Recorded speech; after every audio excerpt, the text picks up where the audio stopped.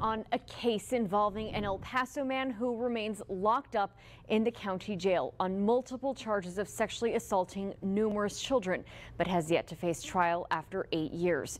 I found that hundreds of El Pasoans have actually been summoned as jurors for the trial of Edward Alvarado numerous times, but each time no trial happened.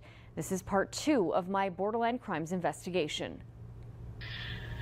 And after the report, I felt, I guess, a sense of justice because I at least said something. That is the voice of a teen girl called only by her initials, CD. She says this man, Edward Alvarado, began to sexually assault her when she was 5 years old. As CD is nearing adulthood, she is still awaiting a chance to be heard by a jury. I've been dreading so much seeing this man. And getting closer to the court date, I get nervous. I start thinking, I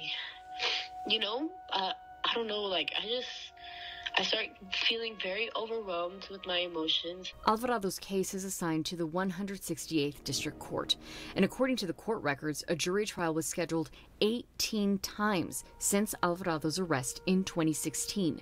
Trials were canceled on September 24th, 2019, and on November 12th of that same year. The COVID pandemic forced the county into a stay-at-home order in March of 2020, effectively canceling trial dates set in 2020 and 21. More than 100 jurors were summoned on September 13th, 2023, October 18th, 2023, and February 28th, 2024.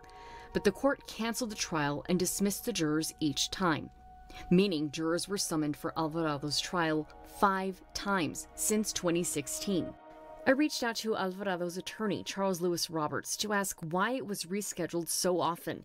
His office told me Roberts doesn't talk to reporters. Then I went to the El Paso District Attorney, Bill Hicks. What is the delay in getting this case before a jury?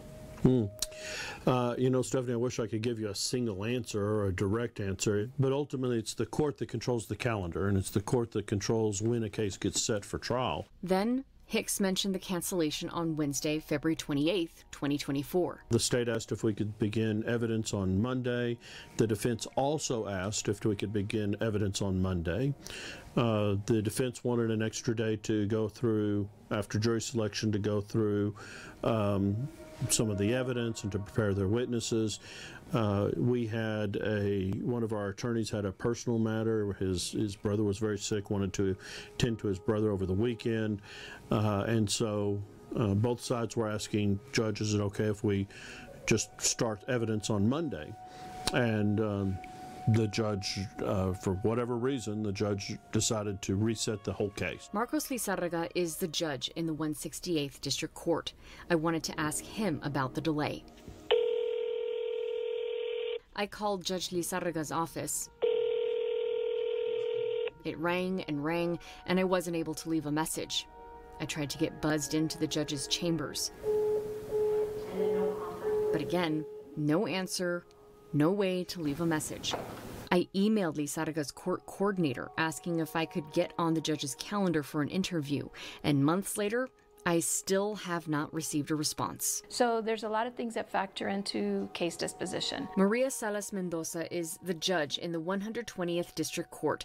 I talked with her to get perspective on criminal court proceedings. You know what I can say is that all courts are different. We run our dockets different. Respecting that each judge oversees their own caseload, I asked Judge Salas Mendoza about the sexual assault case languishing in the 168th District Court for 8 years. Would you say that's a long time? Yes. According to the records posted on the El Paso County website, 50% of the 805 felony cases in the 168th District Court have been pending for over a year. Lizarraga has been the 168th District Judge since 2011. I should continue to be the judge of this court because I've been a good judge. A judge needs to take into account the community expectations for justice and needs to apply that on a case-by-case basis on every person that comes before him. He hasn't ever faced an opponent in an election, including during his last campaign in 2022, for which he made this ad.